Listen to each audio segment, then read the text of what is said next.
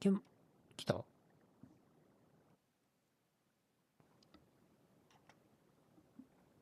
あ、来た。お、来ましたね。あ、来た。お、来ましたね。来ました。よしよしよし。あ、来た。お、来ましたね。来ました。よしよしよし。はい、すいません。ちょっと、来た。お待たせしました。お待たせっていうあれでもないですけど。はい、すいません。ちょっと、来た。あれ待たせっていうあれでもないですけど。はい、すいません。ちょっと、来た。あれ待たせっていうあれでもないですけど。はい、すいません。よしよし。一応聞こえてますね。はい。なら大丈夫です。ですね、今マイク、そうですね。オッケー。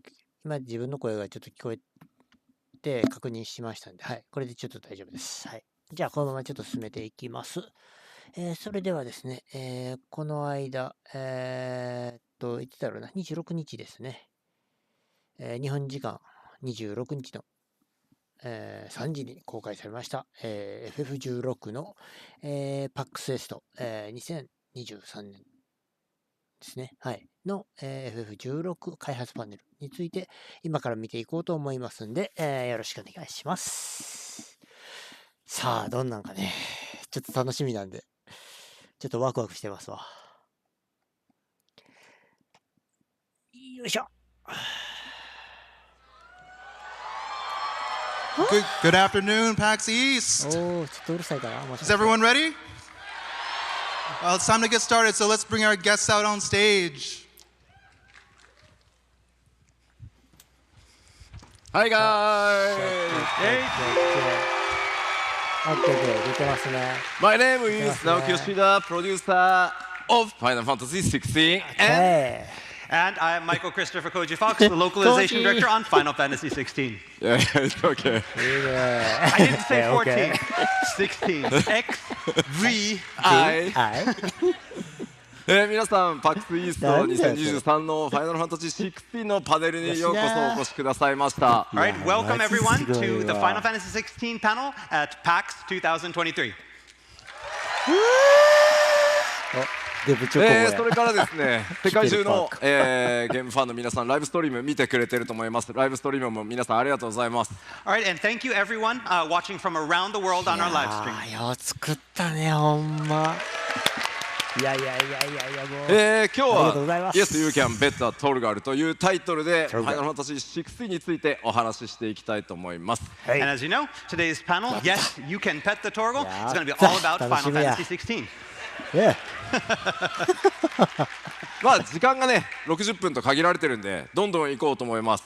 Yeah, we only have about an hour today, so we'd like to get started right away. 今日3つ、お伝えしていきます。1つ目、Final Fantasy 16の開発チーム簡単にだけご紹介させてもらいます。All right, today's panel, we're going to cover 3 main topics. The first off, we're going to meet the development team for Final Fantasy 16. はい。それから、Final Fantasy 16とは改めてどういったゲームなのか、プレゼンテーションしながら世界初公開のちょっと動画、トレーラーではないですけど動画も使いながら、ご紹介していきたいと思います。All right, and then next up, we're going to talk about a little bit about Final Fantasy 16, the game itself. For some of you, it's going to be just like a recap, but we've got a lot of new content, never before seen videos that we're going to be showing you as well. そして最後3つ目なんですが、先月から2月下旬に我々最初のメディアツアー、ワールドメディアツアーを1回目やったんですけど、そこでたくさんの、バトルに関しての情報を出させてもらいました。All right, and so for our third section, we're going to be talking a little bit about the media tour that we had in the end of February last year, and some of the questions that arose during that tour. その中でもちろんたくさんのポジティブなフィードバックいただいたんですが、それでもちょっとこういうとこどうなってるのっていう疑問いくつか出てましたので、プレイヤーの皆さん、それからゲーマーの皆さん、ファンの皆さんの疑問点を今日解消するためにフォローアップをさせてもらいます。And after that media tour was over, we got a lot of positive feedback about the game, but there were still a lot of questions that people had. So we want to spend some time at the end of our panel today to answer some of those questions. その中でですね、ここに PS5 があるので、実際に、ゲームを動かしてみようかなと思います。And of course, we have a PlayStation 5. This is not just for looks. We're actually going to be using this PS5 today and showing you some actual in-game footage. ただ一応ファイナルビルドではないので、何かあっても多めに見てください。All right, and again, we just want to make sure that you know it's not the final build, so there may be まだ some マスターア bugs. ップしてないよね。 So please forgive us if something happens, but it should be good. It should be good. It はい should be good. It's good. It's good. 当時漫才やんけ。ではぜひ皆さん最後までリラックスしてご覧いただけると嬉しいです。 All right, so あ everybody りが relax. とう So ござ let's い start ま the す。 show. もういや嬉しくなるね、ほんま。He looks like some Tolgal. Bond villain. I can pet the Tolgal. You can pet the show. さあではすいません、最初、コアメンバーちょっと紹介させてもらい All ま right, す。 let's start a little bit by meeting the team. 今回ファイナルファンタジー16開発を担当しているのが第3開発事業本部、ファイナルファンタジー14とか11とか、それからドローンクエスト、ビルダーズなど数は少ないですが、こだわったゲーム開発してきました。 14は、 All right, so as most of you know, 申請 development か on ら Final Fantasy XVI was handled by 想定年 Creative シュラルド Business まで Unit でしたっ 3. け。 Our team's past が titles コアメンバー入っ include て the たっていう MMORPGs Final Fantasy XI, 有 Final 名な Fantasy 高井 XIV, さん as well と as the 前 Dragon 広 Quest さんと Builders で series. 皆川 Again, さ what we ん lack in quantity, we hope to make up for. とあとソケンはいさん、そんなと中で今回開発の主力メンバーちょっと並べてみました。 As for our core で Final カプ Fantasy コンから XVI 来 dev た team コンバットデ members, ィレクターの一生懸命綺麗に並べてくれたんですけど、ただ顔色の悪いおじさんが並んでる絵になりました。 I mean, we had our promotional team do the best to make us all look stylish and ちょ handsome. っと高井 But さ there's ん really と only 前 so much you 広 can さ do ん with と Photoshop. ねソケンさん寝てだそうで This すもん is ね。 this is not black and white. We're Yes. really this gray and lifeless. あーラスレムチームがおるってい俺うのがも朝見たら最もう目の下高ですね。やっぱクマすごい You。got really under your eyes the black. Oh man, every ま morning. あ、もちろんね日本の開発チームには若いスターもねたくさんいるんですが、まあ、指揮を執ってるのはゲームが大好きなこういったちょっとおじさんたちですよというのだけ覚えておいてください。それ Again, まあ that's 売れ not な to かっ say た we か don't ら have a ね lot of あれ younger めっちゃ売 people れ on て the ほしか team. った We け do. ど It's just that その分 leading up コ to ン the サ team ク are めっ these ちゃ売 old れてほ guys. しいですわ。なんか はい、思いもうこれ入れがすぐらいにごいあります。しておき All ま right, しょう。 that's enough of the introductions about the team. Let's move on. はい、で改めて「ファイナルファンタジー16」ちょっと紹介させていただきます。 What's All right, so next we're going to talk a little bit about the game itself. ファイナルファンタジー16皆さんもちろんご存知の通りだとは思うんですけど、35年の、長寿フランチャイズであるファイナルファンタジーシリーズの最新作、すごいなそして16作目のナンバータイトルがこの16になります。 So again, what is Final Fantasy XVI? Well, Final Fantasy XVI is the newest numbered title in the Final Fantasy series, a storied franchise with over 35 years of history. で最近、若いジェネレーションのプレイヤーの方、ファイナルファンタジーシリーズよくわかんない、遊んだことないんだよねという方、まあ、16作目なのでどうしてもこう1から遊ばなきゃいけないのかなというふうに思う人もいるかもしれないんですが、僕も1からやってないんで必ず独大丈夫です立した物語、世界観、キャラクターを持っているので普通に大丈夫です安心して初めて遊んでいただくファイナルファンタジーにこの16、チョイスしてもらえるので、ぜひですね今まで遊んだことのないという人はこの16ぜひ注目していただきたいです。 All right. And so, what is it that makes 全部の this Final Final Fantasy Fantasy series unique? ね Is that, 別個にし however, て遊ん despite で the も fact 普通 that the に面 titles 白 are い。 numbered, each one is independent from the 今作 others. も It そ features こ its は own 安 story, 心し its て own 普通に characters, 楽しめる its と own 思って systems, and ま its own す。 feel. And Final Fantasy XVI is no different in that sense. And so, it should be just as accessible to a newcomer to the franchise as it is to a longtime fan. Players will not need to play any of the games before this to fully enjoy Final Fantasy XVI. But of course, it's okay if you do. さあではこのファイナルファンタジー16我々開発チーム4つの、ポイントをこだわって作ってきました。工事ほんま So 正 one 解 thing や that な we've って talked 思い about ました。コミュ repeatedly ニケーション is チ how we ーム built this game on 4 pillars. コミュニケーシそョンチームの一つ目、翻訳か。まずはストーリーです。 So first and foremost of those pillars is 翻 story. 訳のコアメンバー今回ファイナルファンタジーとして選ばれてるのは16では正解ですねシリーズ原点回帰としてハイファンタジーの世界で、奥の深い物語、それから謎、政治的な要素たくさん、詰め込んで若い世代のプレイヤーから、まあ、僕今年50歳ですが僕のようなおじさんゲーマーまで全ての年代の人に、楽しんでもらえるストーリーを一生懸命作ってきました。So with Final Fantasy XVI, it's always been our aim to bring back the series to its high fantasy roots, exploring these complex themes such as justice and values, while weaving a deep and sweeping narrative, complete with politics, conflict, and intrigue. We wanted to create something that would not only resonate with a younger generation of players just stepping out on their own, but also with older players like me. I'm going to be 50 years old this year, and we already know how harsh the real world can be. そして2つ目、もちろんそのストーリーを彩るキャラクターこだわってきました。And our second pillar is our characters.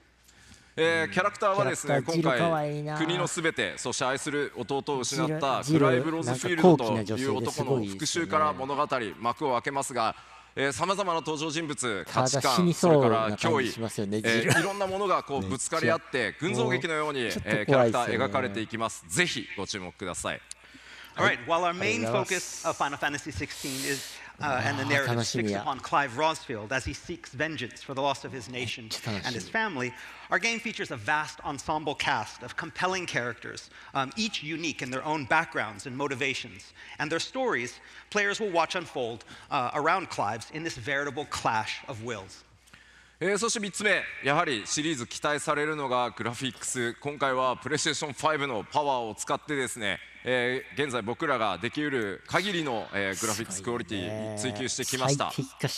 And of course we cannot forget graphics. Our team has worked very hard to create this unparalleled visual experience as only possible with the power of the PlayStation 5.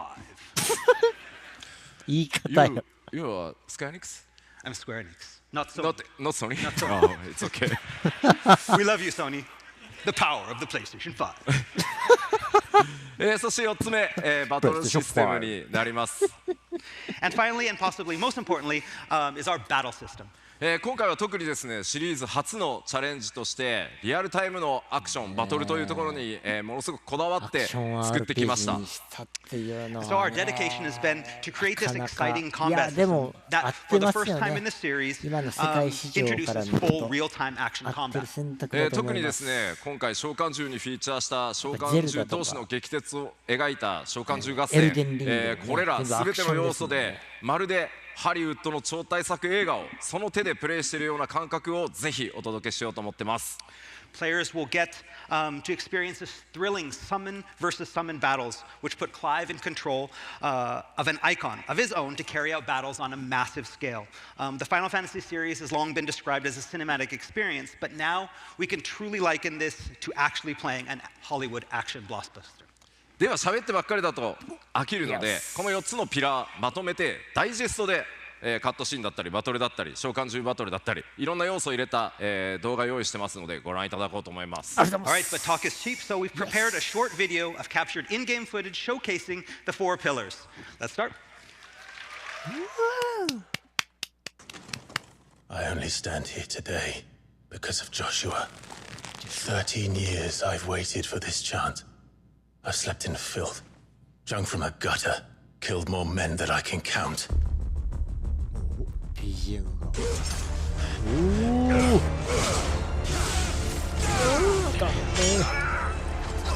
ナイス。わー。ファール。もうめっちゃ綺麗。リミットブレイクと。あいつタイタンかな。My lady. かわいい。Ready.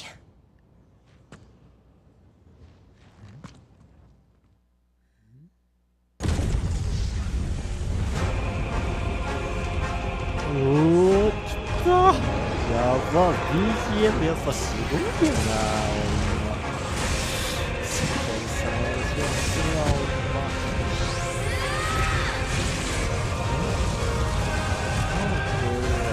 ジョシュア。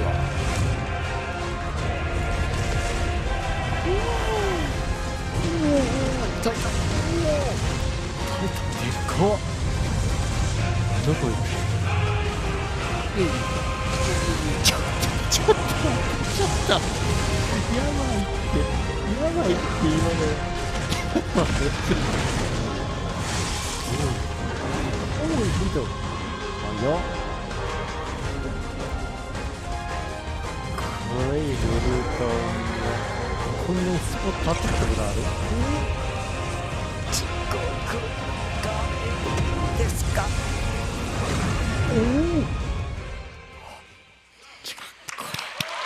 ありがとうございます。Thank you。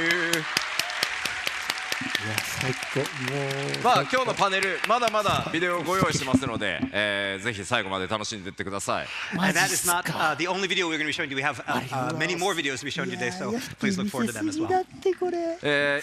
今見ていただいたような、シーンすべて、リアルタイムに描いておりますし、ローディング画面一切ありませんので、ジェットコースターのような体験をお届けしていきたいと思ってます。And everything you saw here, this is not pre-rendered. This is all running in real time in engine. It is a veritable roller coaster ride of a だから game. なんかなって。では続いてちょっと世界観、触れていきたいと思います。All right, next we'd like to talk a little bit about the ずっと world. 長いことやって今回るからXVIの物語の舞台バリスゼアと言います。5つの国家と1つの自治領で構成されてます。それに比べ All て right, ね、やっぱ so 一 the 発 realm の of Valisthea 作品って is どうしてもスト made ーリ from ーが短 five くなっ different ちゃうん nations で、 and one neutral そ city こは state. もうあえてこ14のとバリスゼアには巨大なマザークリスタルと呼ばれる存在がいくつか点在しています。これは、現実の世界でいう油田のようなものだと覚えておいてください。見せるってい So う across the パタ realm ーンで can be found the mother crystals, these towering well springs of life and magic around which civilization thrives. One might think of these as oil fields. そのマザークリスタルから溢れ出るエーテル、まあこれが石油のようなものですね。人々はそのエーテルを使って暮らしていたんですが、いよいよそのマザークリスタルから溢れ出るエーテルが枯渇し始めたというところから物語は始まっていきます。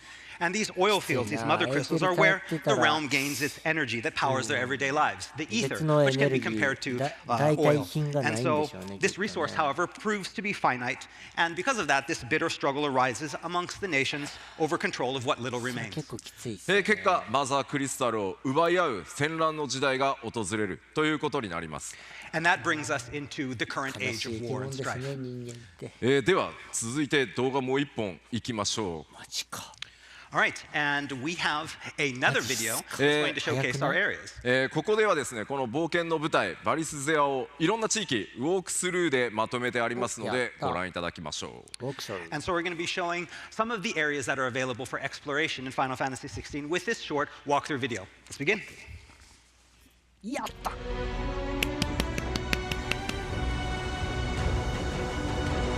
BGM よ BGM。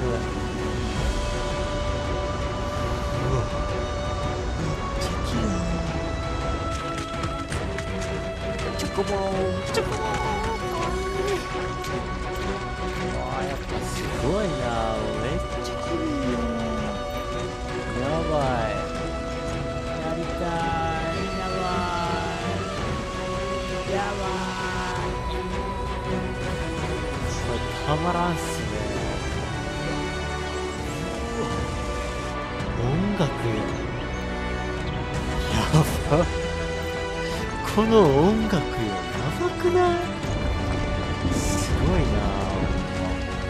いや、すごいしか出てこない。語彙力なくなるもん。1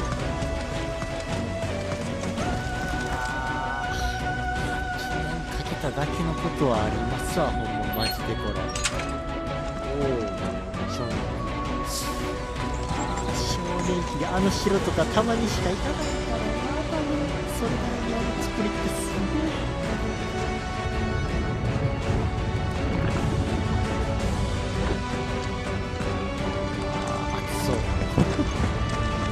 強い敵おりそう。お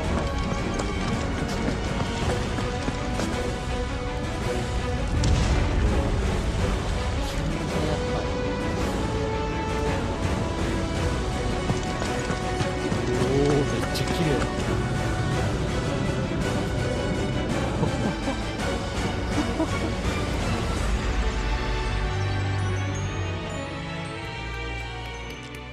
いやー、めっちゃ綺麗。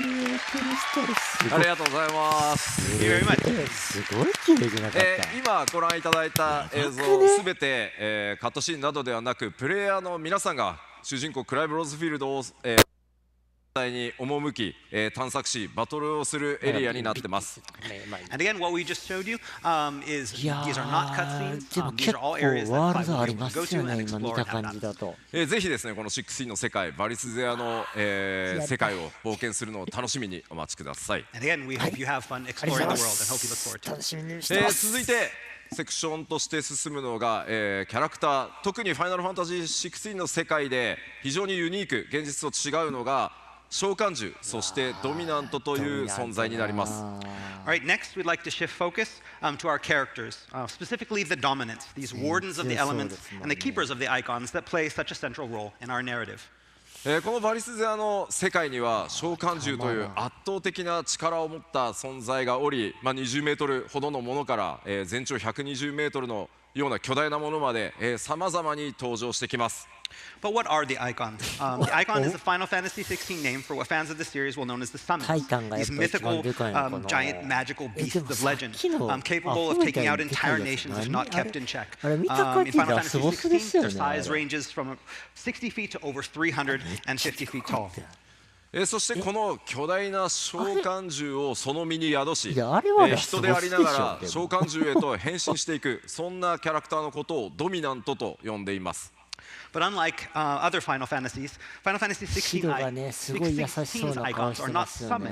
summoned, but it is the dominants who literally become the icons 白 themselves. めっちゃ怒ってんな。このドミナントたち国によっては、非常に敬られている場合もありますが、なんかバハムートの奴隷のように兵器のように扱われるなど国によって扱いが様々に違います。なれそうな感じしますけど But icons are not just about battle. In Final Fantasy 16, we deeply explore the backgrounds of each one, and we find that their fates vary greatly based on where they reside. Some are revered as heroes, while others are forced to fight and are treated as slaves. この召喚獣の力を宿したドミナントたちの、葛藤とか理想とか、苦悩そういったもの価値観も含めてそういったもののぶつかり合いが、16のドラマ性の一つとなっています。Again, one of our central points of our narrative is going to be learning what drives these dominants. What are their aspirations and what are their desires? Why are they fighting? And what are they fighting for?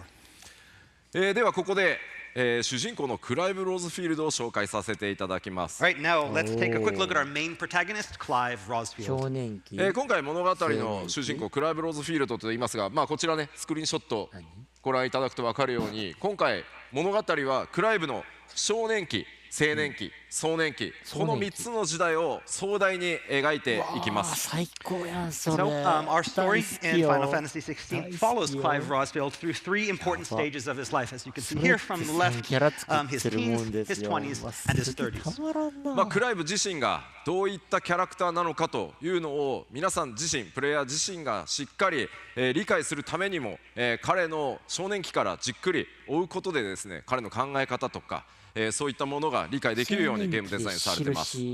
By experiencing firsthand these events that shape and mold Clive, we can better understand, the player can better understand what it is that motivates him and why he eventually becomes the person that he does. 領土取られた。物語の序盤このクライブはその弟を殺された復讐というものに取りつかれた状態で始まります。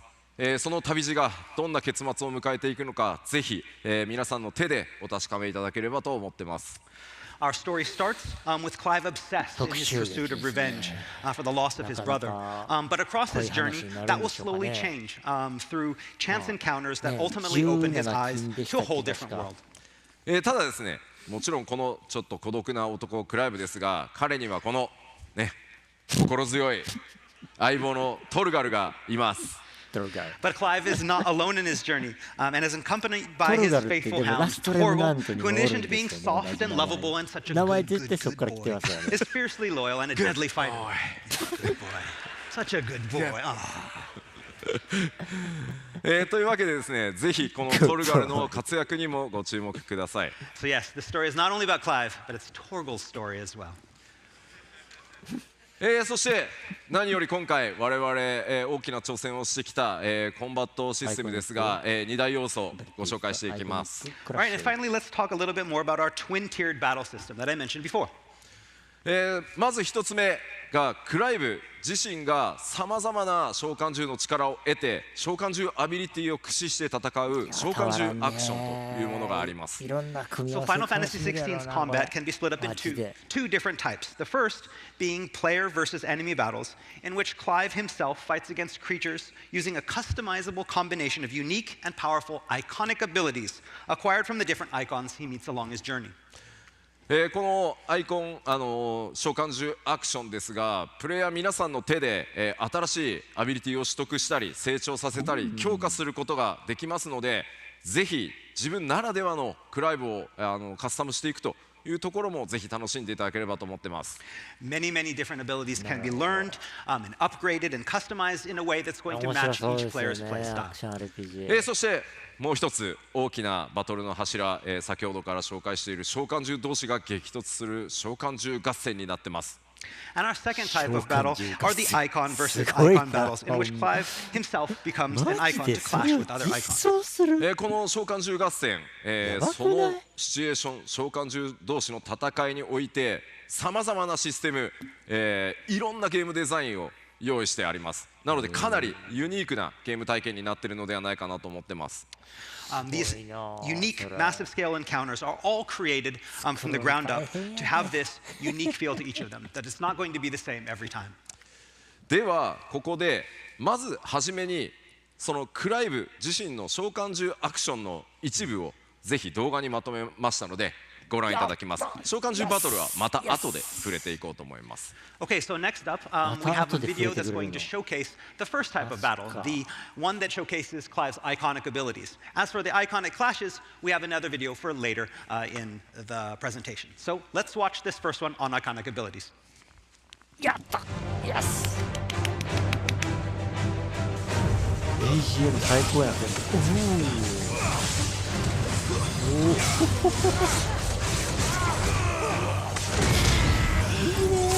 お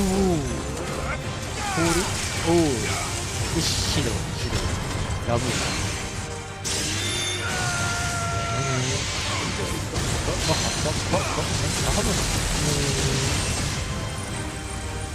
ボディかああ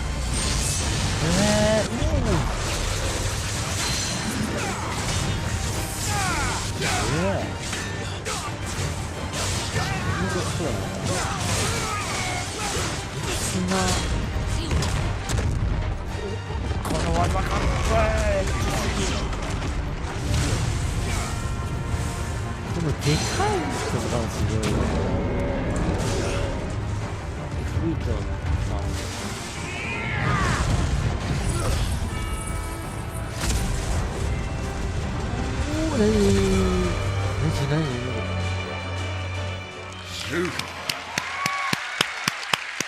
ありがとうございます。 Thank you very much. まだまだ、クライブの召喚獣アクションのコンビネーション、ありますので、この後のね今日だけじゃなくて、情報公開でももっと凄まじいコンビネーションアクションもねご覧いただく機会作っていこうと思いますので楽しみにしていてください。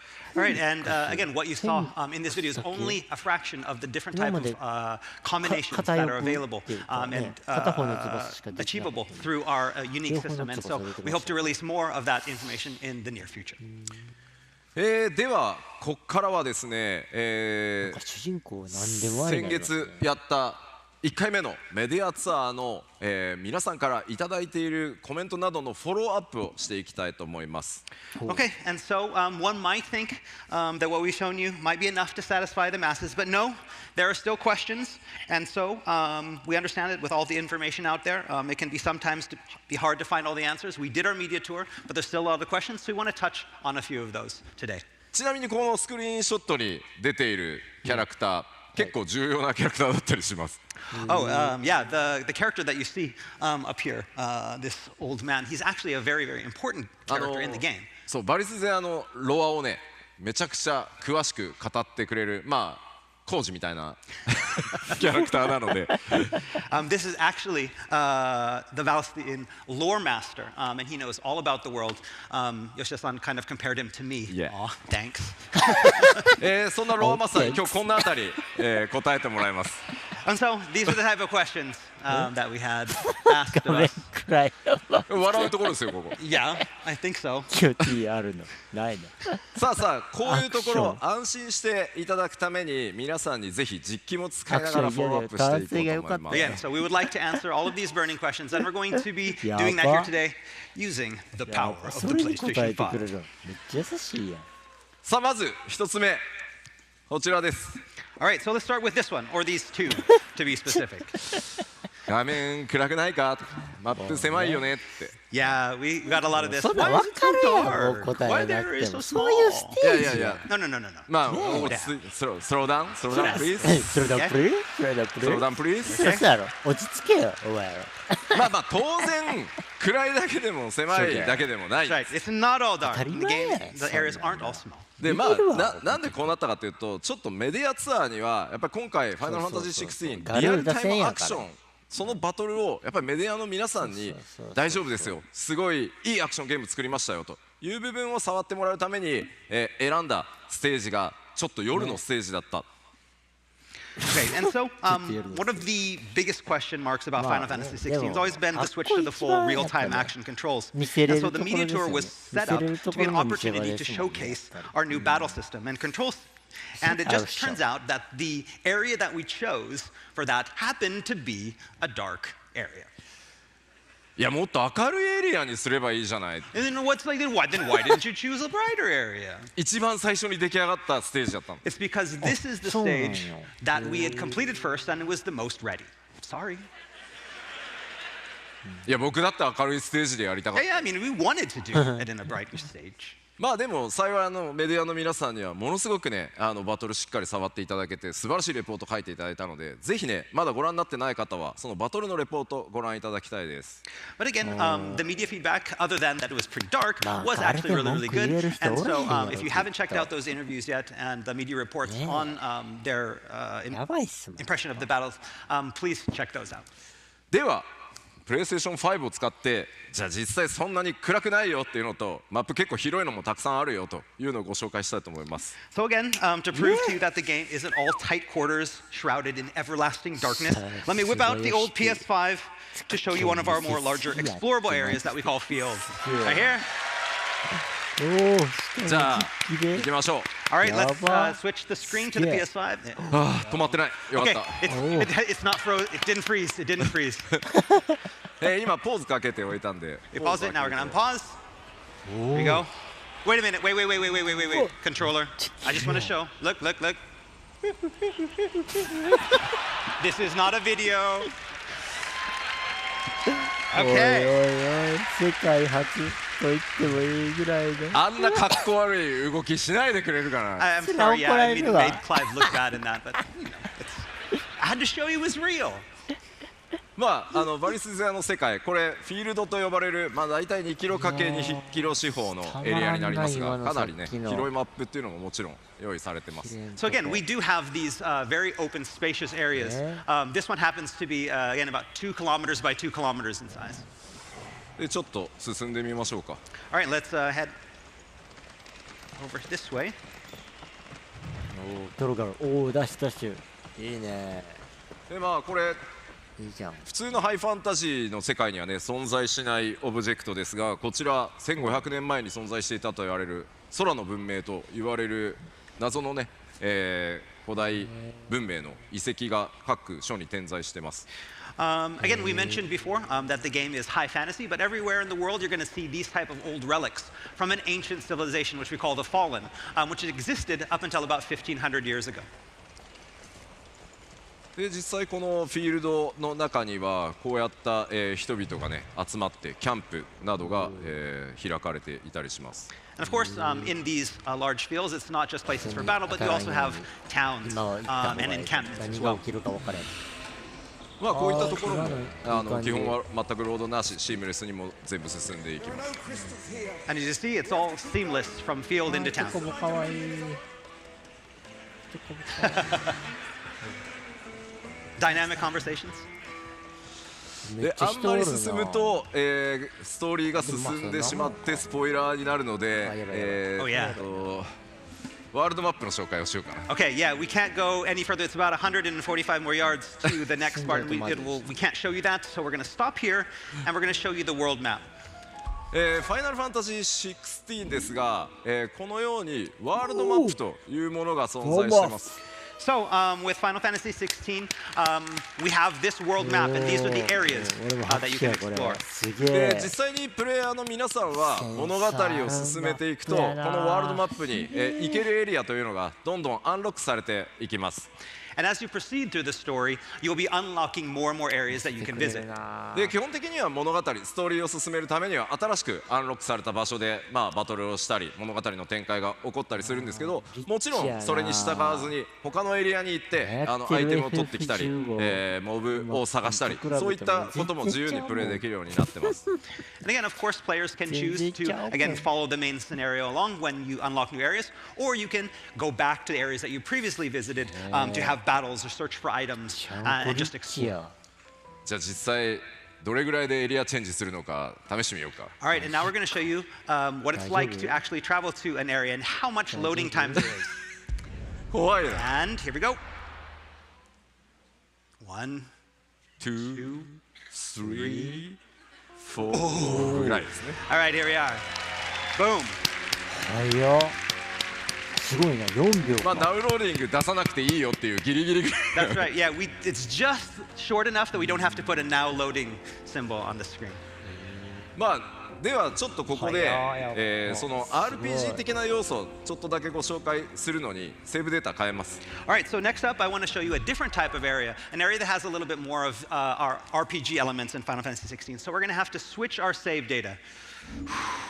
あ、1個忘れてた。 Oh, we forgot something. 今日はライブストリームも 2K の配信らしいので、今回はですねここにあるパフォーマンスモードと、グラフィックスモードありますので、2K のフレームレート優先のモードで、プレイをしております。 Okay, so as you can see here, we have two different game performance modes. One that focuses on graphics and 4K graphics, and one that focuses more on frame rate. Because our stream today is in 2K, we've decided to do the frame rate performance mode. 基本的にいつでも好みで変えていただけるので、グラフィックス最優先で遊びたいよという方はグラフィックス選んでいただいて、もうアクションゴリゴリに、行くんだという方はフレームレートで遊んでいただければと思います。 But as you can see here, this can be changed at any time during gameplay. You can go from back and forth between frame rate and graphics anytime you want. So match it up with your playstyle. If you're more into the action in that frame rate, choose that frame rate mode. If you just want the beautiful experience, feel free to go with the graphics. では All right, so let's load. ドットエア。かわいい。かわいい。なんだろうね。別のデータを読みます。 Okay, let's go to the next data, and here we are. 早いですよね。 That was it. 早い。めっちゃ早い。 Very quick. Yes。そう。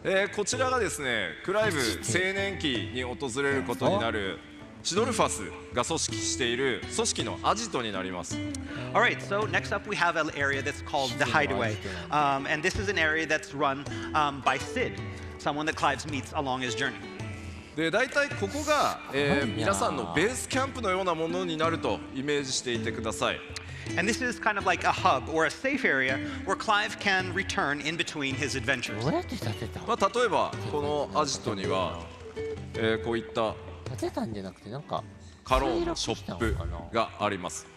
So inside the Hideaway, Clive will find different facilities, such as this shop run by Lady Karen. 武器とか、And here, Clive can buy weapons, 防具とかアクセサリーとか、 accessories, もちろんポーションの補充なんかもね。 as well as the items like potions, the consumables. 4個とか3個とか。で他には使わん。トルガルが寝てる。 Oh, Torgal's sleeping. ほんまや。言われてる。こちらにはですね、腕利きの鍛冶屋ブラックソーンがいます。 And here we have the Hideaway's master blacksmith, Blackthorn. このブラックソーンのところでは、クライブが手に入れてきた素材、アイテムを使って新しい武器や防具を作ったり、今まで使っている武器や防具のアップグレードを行ったりすることができます。 Here, Clive can bring the materials that he's gathered on his journey to craft new gear or upgrade his existing gear. 他にもですねこのアジトだと、向こうにちょっとアイコン出ていますが、サイドクエストの発行、これ世界中に散らばってはいるんですけど、より多くのサイドクエストここからも発行されてます。 As you can see there in the background with those exclamation points, those are side quests that start from the hideaway. Of course, there are also side quests that will start in other locations as well, but most of them start from here in the hideaway. Nice cloak. I want one. Oh, nice. I want one.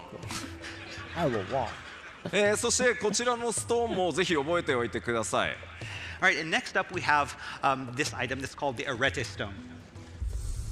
アクセスするとですね、コンバットをトレーニングする、別時間別時空のルームがあったり、 So within this virtual kind of world, we have special supplementary content such as battle training. そしてこちら世界中の腕に覚えのあるプレイヤーとバトルのスコアを競い合うアーケードモードも用意されています。 We also have what's called an arcade mode, where players can compete for high scores and compare their scores with players from around the world on the leaderboard. そして一度クリアしたストーリーステージを再度リプレイするっていったことも、こちらのストーンからできますので、ぜひ活用してですねいろんなやり込みにチャレンジしていただければと思います。 And of course, we also have a stage replay. So any of the stages the players have played and completed, they can go back and replay them at any time. Wait, question? What's that? Question? No. Question. Oh, question. Secret. Secret. Okay. Okay. まあ、そうだね。OK。というわけで、このアジトを中心にですねクライブいろんな活動をしていくんだよというのを覚えておいてください。 So again, this is that safe zone where Clive can go at any time in his journey. And so when you need a break for the main story, the hideaway is where the fun continues. はい、では一回パワーポイント戻りましょう。 All right, so let's return to the PowerPoint for now. 止まらなくてよかった。 Ooh, I'm glad it didn't freeze. お疲れ様です。ほんま。ありがとうございます。なんかミスったらね、開発チームにめっちゃ怒られるからね。Yeah, I mean, if you froze it, then you couldn't go back to Japan. Everyone would be like, you ruined it. さあでは次のフォローアップいきましょう。 All right, let's go to the next burning question. I hate QTE。 I hate QTE. QTE 人によってね好き嫌いもちろん分かれるとは思うんですが、ちょっとフォローさせてください。 Again, we know that the opinion on QTEs varies greatly amongst players. まずそのファイナルファンタジー16のそのカットシーン、これって QTE なのかと言われると、 But there's the question. So, are all of Final Fantasy XIV's battle cutscenes QTE driven? 答えはノーです。 And the answer to that is no. 正直に言うと、たくさんのこうキーの入力を要求されるようなそのシチュエーションっていうのは、カットシーン中にディレクターの高井も僕も正直言うとあんまり好きではないです。 Just as is the case with a lot of players, neither the director Takai-san or myself really enjoy those QTEs that are overly long or really, really complex. じゃあ今までそのメディアツアーで見てきたその動画で QTE っぽく見えるのはなぜなのかっていうのをちょっとご紹介しますね。 But again, you know, we all saw the screenshots, we all saw the gameplay footage. There was QTE. Let me explain what that was. まずファイナルファンタジー16のボスバトルっていうのは多数のフェーズがあります。 So in Final Fantasy XVI, we have a lot of different boss battles. And in those boss battles, they're split up into multiple phases. 皆さんがですねクライブを操作して敵のヒットポイントをある程度削ると、バトルフェーズが進むっていう概念になってます。 During each phase, again, Clive will wail away on a boss until its hit points get to a certain amount. And when the boss's hit points are reduced to that amount, the battle will transition to a new phase. でこれらを今回16ではローディングなしで作っていってるため、このフェーズの切り替わりのタイミングに大きくバトルステージが壊れたりとか、クライブとボスの立ち位置がこう入れ替わったりとか、いろんなシチュエーションが発生するようになってます。 And again, in Final Fantasy XVI, this transition is all done seamlessly. And so we'll have these cutscenes that will help us transition, whether it be transformation of the boss, or whether it be the environment, something is happening in the environment, something's breaking down, or Clive needs to be in a new position. この時にただ皆さんが見てるだけではなくて、クライブがかっこよく動いた時に単純に攻撃か回避だけをやってもらうことで臨場感を作るためのものだと思ってください。And so, in these transition cutscenes, rather than just have the player sit back and watch the cutscene and do nothing, to give you all that a dynamic feel, like you're really in the action, we've added these simple prompts for attack and evasion. なので、はいはあ、Oh, どうした？ we have a message. 見てる方に配信ラグがある。 It says that there's a little bit of lag on the live stream. あらあら。大丈夫なの今ライブストリーム？ Is it okay? Yeah, it's 今 okay. は OK なんだ。すいません、ライブストリームの方なんか配信遅延があったようで申し訳ないです。 So yeah, we want to apologize to everyone watching. We're really sorry for the lag. 後ほどぜひアーカイブの方をご覧いただけると助かります。 Yes, the Yeah, whole panel will be archived. ありがとう So ございます if you're missing anything, you'll be able to watch it later. そうなんだ。改めてすいません途中でなんですが、このカットシーン中にイベントが発生した時、これを何か失敗したとしてもゲームオーバーになることは一切まずありません。 We want to assure you with is that while missing a QTE will change the outcome of a cutscene transition, it will never result in a game over. 入力全編通してあるのは3つだけです。攻撃を行う時の四角ボタンを押す、それから回避する時の R1 ボタンを押す、それか簡単に攻撃ボタンを連打する、この3つしか存在しないので、ぜひコントローラーからその手を離さずにクライブと一緒になって、バトルっていうのを楽しんでもらいたいという演出のものだというふうに思ってください。 So also, there are only 3 types of these commands that are ever used. Attack, pressing square, evade, pressing R1, or a clash where you button mash the square. And again, these are used to correspond to what's actually going on in the cutscene. So when there's a cutscene, you don't have to put your controller down. You can keep holding onto it, take up the part of Clive, really be a part of the battle. ちなみに入力の受付時間も非常に長いので、そもそもクイックですらない。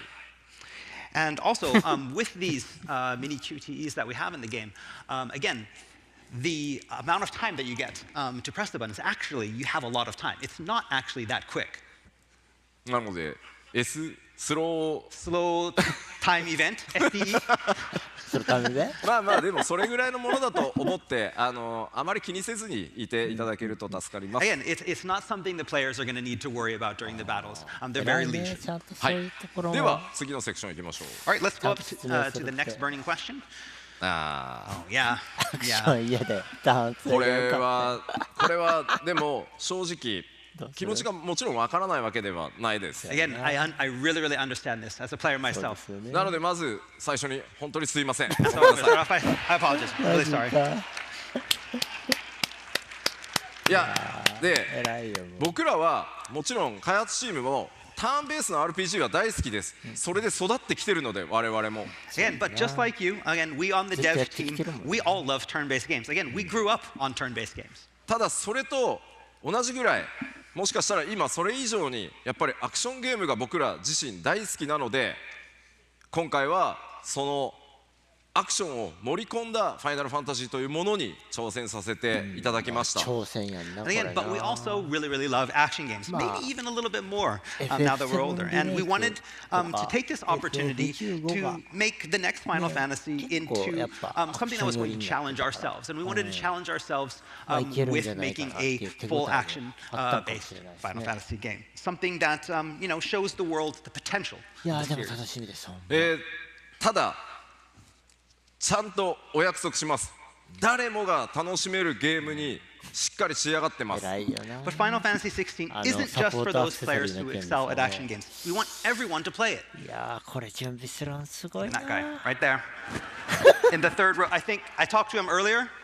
He said, Koji, I'm not good at action games. Like, no, it's for everyone, even you. 俺は何も言ってないからな。 Yeah, that's all me. ゲーム多分やれるよアクションゲーム。 He can? That guy can? Okay. But not that guy. He told me this morning. 分かった分かった。じゃあどうやってそのアクションゲームが苦手だっていう人にとってもこの「ファイナルファンタジー16」が楽しめるゲームになってるのか、これもちょっと実機でご紹介しようと思います。But again, to make the game both accessible and enjoyable to everyone, we developed these in-game equipable items known as the timely accessories that make the game accessible. And we're going to show you how they work using the power of the PlayStation 5. So let's go back to the PlayStation 5 screen. Okay, we need to go to a different area. Yes. Area change. Area change. Yeah. No.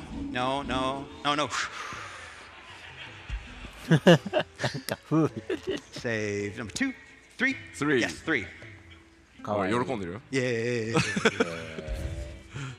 かわいいドット絵。 1, 2, 3. おお、早っ。いや、早いな、すごいな。今回ちょっとまた新しいエリアでバトルを紹介してみようかなと思ってます。 Okay, so we're going to go to a different section of the area that we did the walkthrough before. まずクライブの、現在のギアですが、このアクセサリー何も装備されてません。 Okay, so this is the gear equipped screen, and we see at those bottom 3 slots for accessories, we have nothing equipped in the accessory slots. 普通にクライブのこの召喚銃の切り替えというのは、こちらの L2 ボタンを押す Okay, 召 so 喚 by 切り pressing 替 the え L2 button, that cycles through the 3 icons that you have channeled. じゃあ僕が全てマニュアルでちょっと敵と戦ってみようかなと。 Okay, so first we're going to go through a battle, and this is all manual. We have none of the helpful accessories equipped. ストームパンサーかな。まず回避は R1 ですね。 So you press R1 to evade. See him evading there. で仲間たちはオートで戦います。 And then you have Jill and Torgal are fighting automatically. He's 今 dodging. うまくかわしますね。 That was a good judge. でもかわせないと。 And that was a bad dodge.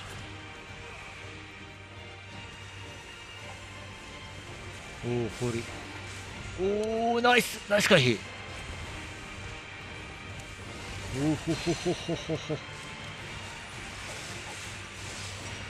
You're pretty good. Thank you でウィルゲージを削るとこうダウン状態に。 And each enemy has of these larger enemies have what's called a will gauge. When you get their will down to 0, they will be staggered and fall like this. And for free for all on the down enemy. おお、もう一発あんねや。やば。うわー、やばい、楽しそう。レベル26か。で、すごいレベル45で。では倒しましたね。 Hey, defeated. 結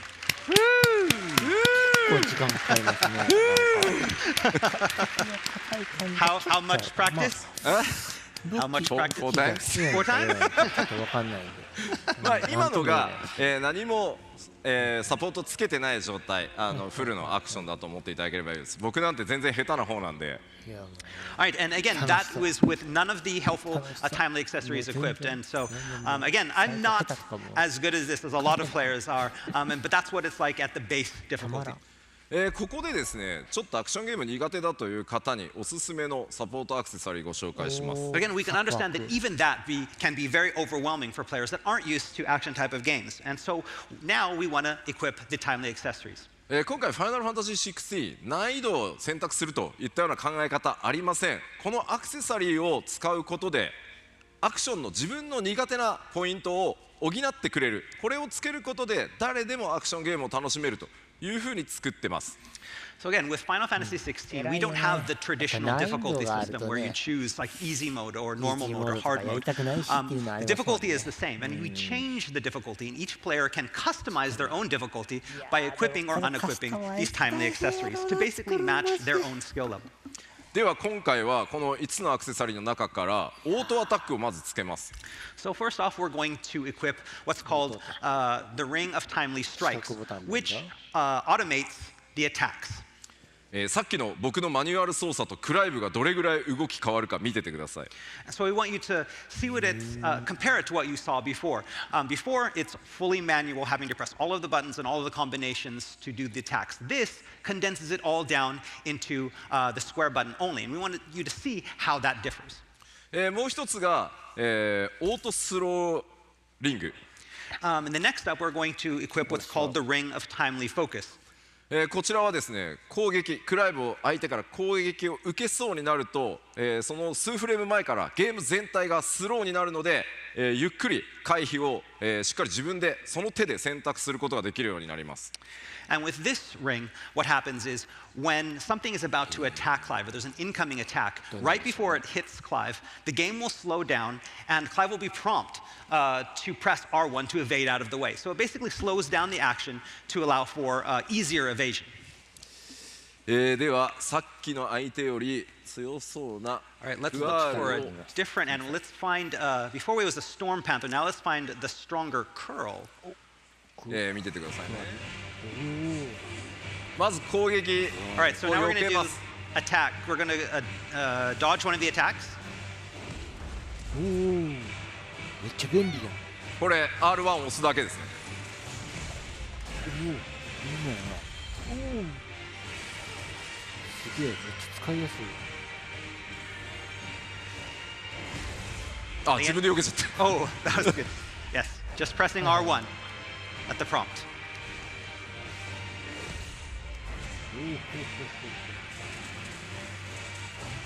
連続でも、おお、そうなんだ。 And then like this as well, when there's multiple attacks in a で今度 row, は each one will 四 stop. 角。 And now オートア next タッ we're ク going to show the auto attack. And now he's only pressing square and he's able to do these よい combinations. しょ。 That way. 距離は距離は You can play one-handed. はい。ほう。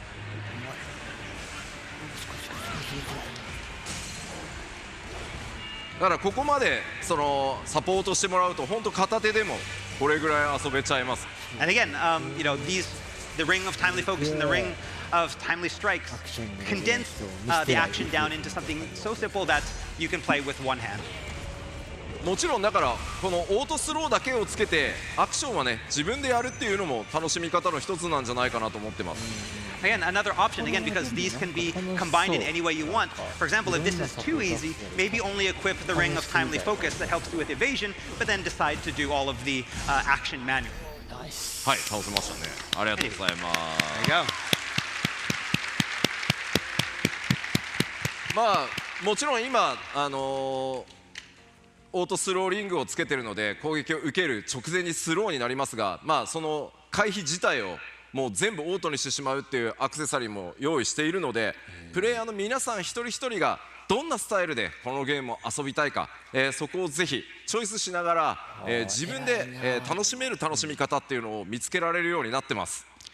Again, in addition to these two that we've shown you already, there are many more of the timely accessories. There's even one, for example, if you know, slowing down time is still too much for some players. We have an accessory that will completely automate evasion, so you don't even have to press anything when you dodge out of the way automatically. So it's all about finding what's difficult for you, what's easy for you, and finding a combination that works. まあぜひねストーリーを楽しみたいんだという方はいろんなサポートを使いながら、でもちろん、ね、ガンガンそおすすめのそうですもんね。例えばアクションに自信があるよという方は全て外してですね、さっき紹介したアーケードモードなんかでスコアアタックをするときは当然サポートアクセサリーつけてない方がスコアが高くなるようになってます。 Again, so for those players that just want to focus on the story and just want to see the narrative and don't want to have to worry about action, there are a lot of accessories that will simplify a lot of stuff and make it easy for even new players. On the other hand, if there's those players out there that know I'm great at action games, I want to challenge myself, take off all the accessories and play it on its hardest mode. We also have other types of battle content that will challenge those players as well. For example, the arcade mode that we showed you before, where if you wear these accessories, you're going to get a lower score. So you're going to take those off and play the game in the sense where you can, where it's just you and get those high scores and get on the top of the leaderboard. そして世界中でですね、ファイナルファンタジー16使ってストリーミングしようと思ってくださってる方もいると思います。ストリーマーの皆さんにですね、この今画面の左上にクライブが今どんなサポートアクセサリーつけてるか一目で表示されるようになってます。ですのでいちいち視聴者の皆さんにどういう装備で戦ってるか紹介しなくても、一目で分かるようになってます。And again, we know that with these timely accessories, one thing that might happen is that you're going to have streamers that are going to want to be streaming how good they are, and they'll be like, wait a minute, is this guy using, the timely accessories to make everything easy? Well, for streamers, we have on screen, if you see at the top left hand, it will show you which of the accessories that you're equipping at that time. So again, streamers won't be able to cheat, and they won't have to go in and show their audience, oh, I have this one off or have it on. You'll always be able to know right up there in the top left. Yeah. さあ実機はそろそろいいですか？ But I guess, I think we're done showing battle. But the title of our, panel is "Can you pet the Tolgal?" Oh yeah. You can pet the. Yeah. Yes. Not that Tolgal. That Tolgal. Can you pet the Tolgal? Tolgal. Tolgal. No.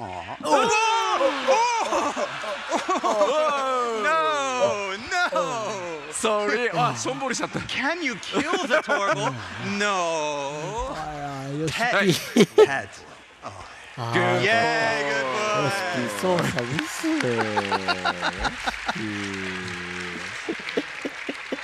Treats for Tolgal.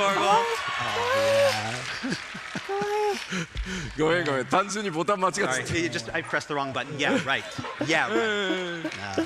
Okay. はい、というわけでですね、トルガルもぜひたくさん可愛がってあげてください。 So yes, you can pet the Tolgal.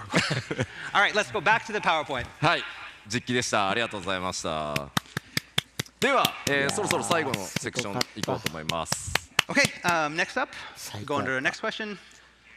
召喚獣バトル、この前公開したイフリート対ガルーダ、かなり重量級のバトルでした。であのバトルちょっとゲームの序盤であることもあって皆さんに操作に慣れてもらうためにあえて結構簡単な作りにしてあります。 So we had some players wondering about whether the icon versus icon battles are going to be all the same. At the media tour, we allowed the media to try out the Ifrit versus Garuda battle. And as this is one of the first icon versus icon battles that appear in the game, the overall difficulty is fairly low. You can think of it as an icon versus icon tutorial. じゃあイベントバトルなのかというとやっぱこれも答えはノーになります。 But again, not all of them are going to be the same. 難しくないかな。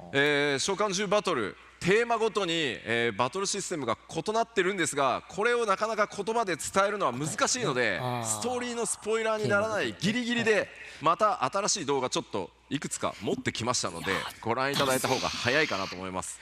Right, as the story progresses, Clive gets more used to his icon. The battles will get speedier and more complex and more challenging. And again, showing you too much of these may result in some major spoilers, but we did put together a quick video that shows you just enough. So let's take a look at some of those icon versus icon battles. 見せても売れると思ってない。すごいよね。めっちゃかっこいい。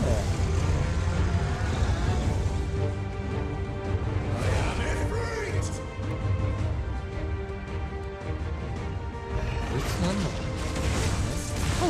タイプっていうの？なんか全然わからない。おお。来た来た。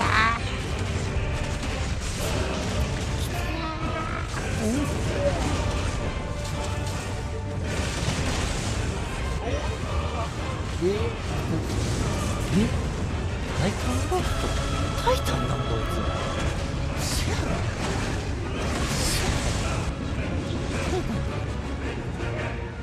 アイコンオブファイヤー。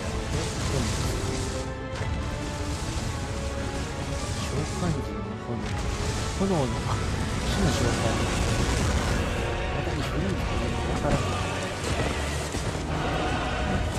というか今シュートに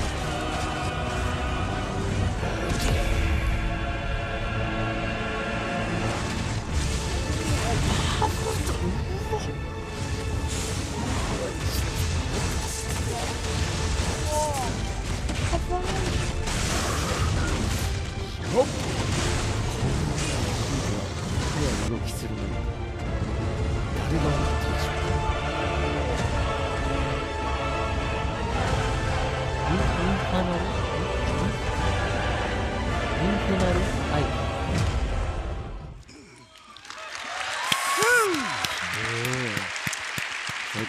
ありがとうございました。 Thank you. まあちょっとなかなかユニークなシステムだけに実態ご紹介しきれないんですが、この先もですね少しずつまた召喚獣バトル動画ベースで、出していくことで、いろんなエキサイトメントが待ってるんだよということを伝えていければと思ってます。As you saw, the battles in Final Fantasy XVI can sometimes prove a little unorthodox, but they're very unique and they're very exciting. And we're really excited to show you even more and have more to show you in the near future. では最後なんですが、こちらは結構リクエストが多かったです。 RPG とかやり込み要素どうなってんのと。 Again, so now our final concern has to do with the game content outside of battles. We've seen the action, but what about the RPG? もちろんあります。 Again, we have RPG elements too. ただもう時間がなくなったので、4月以降また情報、この RPG 要素やり込み出していきますので、ぜひ注目してお待ちください。 Again, our counter clock says 000, so we're out of time. But in the very, very near future, we're going to be releasing more information on the RPG elements of Final Fantasy XVI. はい。まあでは時間もなくなってしまったので、最後ねちょっと改めてなんですが、こちら、ファイナルファンタジー16、2023年6月22日全世界同時発売です。 All right, so Final Fantasy XVI on sale worldwide June 22nd, 2023.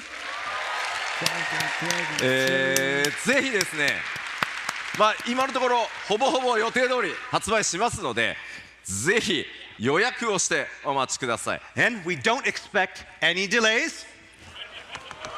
No delay. No delays. And so if you haven't already pre-ordered, please pre-order today.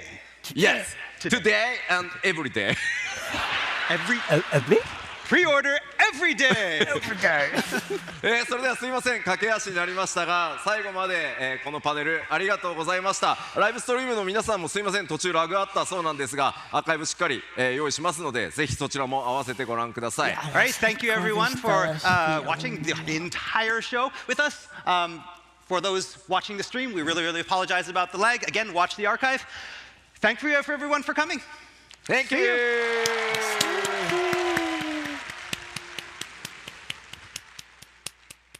いやー、すごい。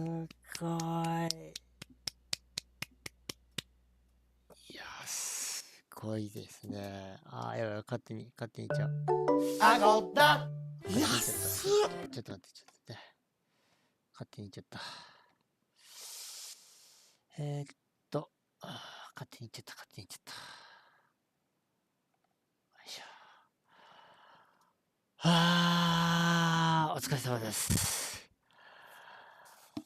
最高でした。やば。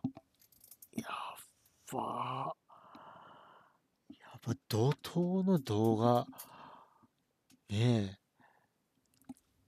怒涛の動画出しでしたね。ほんま、すっげえ。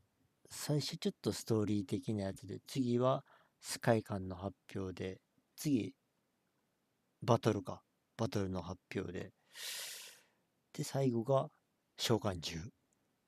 全部見せてきましたね。いやー、すごいな。いや、他の会社やとやっぱね、そこまで見せないですけど、いや、すごいな。見せてくれますね、ヨシピーは、ほんま。ねえ、販売戦略として成功してるんか、ちょっとわかんないですけど、いや、もうそれだけ自信があるとしか言えないですもんね、これ。いやー、お見事。いや、もう大満足やわ、ほんま。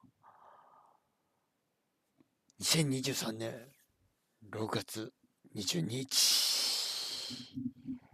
ねえ、プレステ5もヨシピーのおかげで、ねえ、日本の出荷台数増えましたし、いやー、売れてほしいですね。これで FF15 より売れちゃうのじゃないでしょうか。